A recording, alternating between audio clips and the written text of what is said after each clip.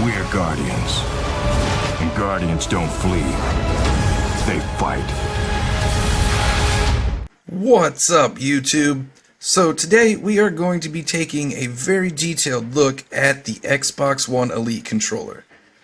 This thing, honestly, is a freaking beast. Like, for $150, like, you literally cannot get a better controller. Now, the only way I was able to get mine is I had to basically trade in my Xbox for the Xbox One Elite version, which came with the controller. So I traded that in for, I think, $250, and then I had to pay $250. I think it was like $278 with tax. So basically, yeah, it's worth it. It is absolutely worth it. Right now, to start, we are going to take a look at the physical aspect of the controller, and then we're going to go on to take a look at the app, and then I'm going to give you some thoughts and opinions and why it's actually one of the better deals that you can get. So first up, we're going to look at the controller. The texture here is the same as the dome sticks, like it feels really close to the same. I'm not sure what it is, like if it's a soft plastic or what they want to call it. I don't know, it just feels really nice and comfortable. Now, as far as the sticks go, they are very tight and very, very sensitive, which is really nice. And to change the sticks here, actually it's really simple. It just pulls off. I assume that little thing inside there is the magnet, which keeps it locked in. So you literally set it in and it's good to go. It's not going to fall off. I've tried to purposely do it. They don't fall off. Same with this thing. It comes off really easy. And then you can obviously switch it out for the chrome pad, which I'll show you here in a second, and then it just sits back in there. And when you flip it over, the same thing. Oh, oops, I got it turned on.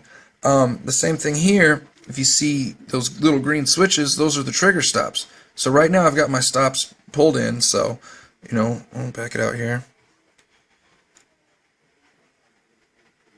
Okay, so my trigger stops are on, and then you can see it goes down halfway. I'm really sorry this is not zooming in. There we go, kind of. So we are going to pop them out. Oops. And then it goes all the way down. So all the way down versus halfway. Still does the same thing. So it's really good for FPS, Halo, Call of Duty, Destiny, those types of games. I'm not sure how it would translate to, say, like Madden or Need for Speed or something like that. I imagine it'd still be okay, but obviously you want to double check that. Now, as far as these paddles go, they are remappable, which we'll get into. Every button on here is remappable, actually, but we'll get into that here in a minute. One of my concerns was, how well will these paddles stick since they're magnetic? If you push them too hard, will they fall off or something? Doing this, no, you can't get them out. It's really cool. Now doing this is what's cool is, you can flip them out. Like, say you don't want it real quick, or say you accidentally flip it out, it could pop out. But here's the cool thing, is the back panel here is magnetic. So, look at that. It stays on your controller even if it falls off, which is really cool. So if you accidentally knock it out of place or something, it's not going to fall down and you're not going to kick it under the couch and have a hard time finding it. And then to put it back in, it's real simple. You just like this, put it in, and there you go, it's in. So that's pretty cool. The only physical issue that I have with the controller is something to do with the battery thing here. Okay, now I have just regular Duracell batteries in here, which came with the controller, so thank God, because I don't have any batteries. Now, I have this pack that I've been using with my Cinch controller and my regular controller, and it worked just fine. The problem is, however they redesigned this, it kind of fits in there, but it kind of sits a little cockeyed or whatever, and it makes it to the back plate or whatever that they give you doesn't fit anymore. That, and they changed the the way that it looks, or the way that it clips in. Oops, sorry. Anyway, this one's 3 wide. The Nyko one is 3 wide, and the Xbox one is 3 center. So it obviously doesn't match up. So that's the downside, is now I have to go buy new battery packs or whatever. Now, if we look at the case, you can see, you have the different dome sticks or whatever. So this one is short, which I kind of like the short ones. The long ones, I can't play with the long ones. It's just, it feels weird.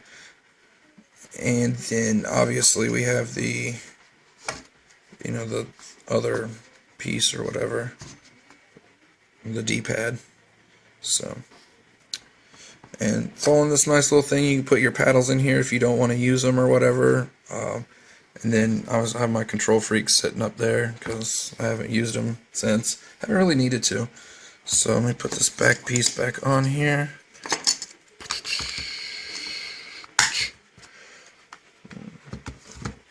And then yeah, here's where you can you switch your profiles back and forth. We'll get into profiles here in a minute, but this is really beautiful. So yep, there's your physical aspect. So let's get into some apps and some details here. Alright guys, so right now we are going to look at the Xbox accessory apps, which are designed for the Xbox One Elite controller, which we are reviewing right now. Now, there are two apps. So there's a green one and there's a gray one.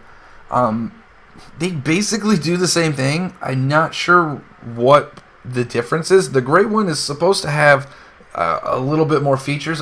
Again, I'm not sure why there's two. I really don't know. I can't explain that. So we'll just, I guess, look at both of them. I have mine already preset. It's basically the same thing. Like I said, you got your Halo slot. This is what I have mine programmed for Halo. My next one's going to be Destiny. I just got to tweak it up a little bit when I get back on Destiny. Button mapping, again, you can map every button to button A to whatever button, trigger, stick, whatever. You can do that with each and every button and whatnot. Sticks, triggers, same thing. You can adjust your left stick, your sensitivity, smoothness. So right now I have mine on smooth, which you can see here. Mine is the white one, and the gray one is what it'll actually be. Like, my trigger's fully maxed here. Let's do instant and show you. So as you can see, my stick responsiveness, that's where my stick is, the white one. A white circle is where your stick is actually at. And the gray one is where the sensor of the stick is. So I only moved it a little bit, but it's saying that I'm completely maxed out. Like right now, I have my left stick completely, maxed to the left. Okay, if I go back, say 50%, it's still saying that it's maxed all the way to the left. So it's kind of like having a level 10 sensitivity without going level 10. So, it's definitely something you want to play with and find your sweet spot. Mine seems to be smooth. So, there is supposed to be a way in the video that you're about to watch. It says there's a way to where you can change that graph and you can adjust it yourself. I personally haven't figured out how to do that. I don't know if they just haven't implemented it yet or if I'm too stupid to figure out how to do it. So, I don't know if you know how to do it or if you figure it out. Let me know in the comments so I can do it. Because I haven't figured out how to do that yet. There's no manual, and I can't figure out how to do it. So, and you can change the vibration. I have mine completely off on everything. I don't like the vibration. I guess it's personal preference as to what you want. Your triggers have vibrations, and then the grips or whatever have vibrations. So, I turn it off to save battery. I just think it's a better idea. I don't like the vibration when I'm trying to shoot somebody and they're shooting me, my controller's shaking. I don't like that. You can swap sticks. Obviously, you can invert sticks if you want. You can invert individual sticks, swap triggers. Basically, you can just do whatever the frick you want to do, which is awesome. Okay, now, like I said, I can't figure out how to do the crazy stuff that you're about to see with the sensitivity and changing all that stuff. More options is just explore or name your controller. I've never clicked on explore. Oh, it just goes through this stuff here. Swap sticks, yeah. Optional D-pad, yeah. Controls. So, just some cool stuff like that. Okay, so that's basically it. Now, I'm going to show you the video from Xbox that, details the controller itself. This is what they had to say about it, and then we'll jump into my opinions and thoughts of the controller right after that. So, here you go. Here's Microsoft's version, and I'll see you in a couple minutes. At E3, we announced the Xbox Elite Wireless Controller coming out this holiday, and fan excitement has been over the top. The controller gives you the option to interchange the thumbsticks, the D-pads, and on the back of the controller you have paddles that you can reprogram and hair trigger locks to let you fire faster. So at E3 we talked about the app at a high level. Today we're going to talk about some specific features that you haven't seen before that let you see how you can basically set up the controller in virtually an unlimited amount of ways. So within the app, you can create and edit customization profiles that let you set up the controller the way you want it for basically any gaming scenario. You could have a custom setting for the way you play Halo, and also one for the way you play Forza. And with the app, you can save up to 255 different configurations in your library. And you can load up to 2 of those at a time onto the controller's memory slots. Simply switch between the two by sliding the profile switch from position 1 to position 2, and all of a sudden your controller is working completely differently based on the game you want to play. One example where I like to use the different configuration profiles is when I play Call of Duty. So in certain situations where I'm running around with pistols, I want to have better access to grenades and to melee weapons. In that case, I set up the profile for one way. But if I play with a sniper rifle, I'll use different thumbstick sensitivities that let me aim down the scope with more control, but then I have still quick reaction time if there's someone creeping up behind me. In each configuration profile you create, you can map buttons and paddles to be just the way you want them. Choose from 14 different digital inputs for each button or paddle. You can also have multiple buttons on the controller do the same thing if you wanted. For example, you could use either a bumper or one of the paddles to throw a grenade if you're playing Halo. You can map buttons one by one if you're changing just a couple of settings, or you can use the advanced settings to review and remap multiple buttons at a glance. Another way to personalize the controller is by editing thumbstick sensitivities. This lets you fine-tune how physical movement of the thumbsticks translates to on-screen movement and control. You can select between pre-built sensitivity curves or create your own. So the app also gives you the opportunity to further customize your triggers to maximize responsiveness. Normally, with the standard controller setup, you have to squeeze the trigger all the way down to get a 100% trigger output. But with the app, you can change that such that you get 100% output even with the slightest squeeze of the trigger. Another benefit of the app is that you could set it up to add a little bit of intentional dead zone to the triggers. One reason why you might want that is to help fine-tune the trigger on a weapon that you don't want to misfire accidentally. One thing that we know that fans are really going to appreciate is the ability to turn down the motor intensity. So the app gives you 4 individual sliders to turn down the motors that are in the grips and that are in the triggers. On top of that, you can adjust the brightness of the Xbox button, and you can swap the right and left thumbsticks. So as you can see, the app gives you an almost unlimited amount of ways to customize the controller, but if you want a simpler setup, you will also have the option to choose among pre-built configuration profiles that are set up directly by the game developers themselves. We didn't anticipate the amount of excitement that fans would have for this. We knew internally and through our testing and research that the product would resonate well with fans, and we thought maybe the top 1-2% of gamers would really be excited by it. But being at the Galen Center and watching the unveil and hearing the crowd roar, and then watching our sizzle video that's on YouTube get up to 1 million views has been really exciting personally to see that we've created a product that's going to touch the lives of a lot of gamers. So, as far as my personal thoughts and opinions on the controller, for $150 you really cannot get a controller that's better than this. Honestly, I don't think for any amount of money you can get a controller as good as this. My biggest selling point is probably going to be the amount of customization you can do. When you can literally customize the pressure of your sticks, the sensitivity of your triggers, program each and every button, bumper, trigger to do whatever you want. I mean, that's pretty amazing. Scuff doesn't do that. Cinch doesn't do that. None of the other companies have the technology to do that, and that's pretty awesome, honestly. Having 2 profiles that you can switch back and forth to is really convenient if you play a lot of, say you have 2 different setups for Halo or Destiny, and your friends hop on Destiny once you play Destiny or whatever other game you're thinking.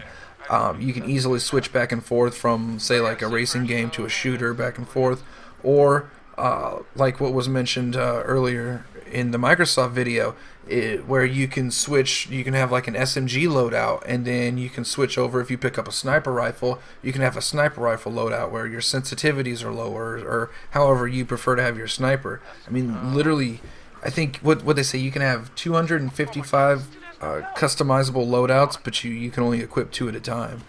But so there's a lot of different options for a lot of different games, and that's honestly pretty crazy.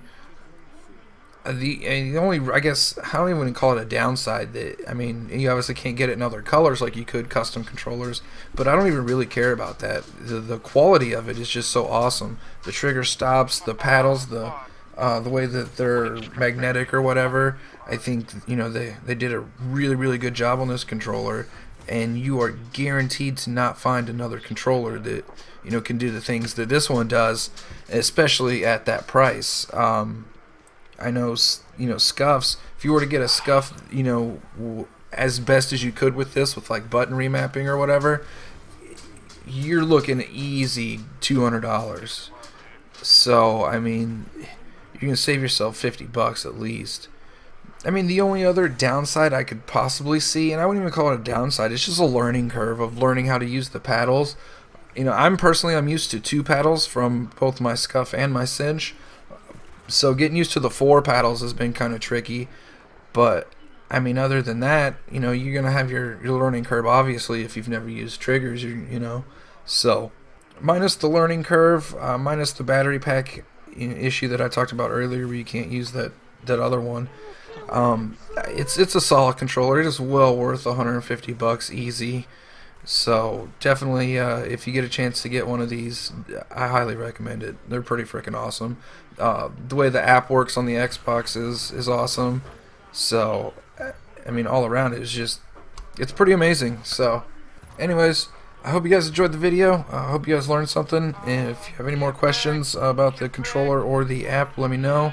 I'll try and help you out as best as I can. And as always, until next time.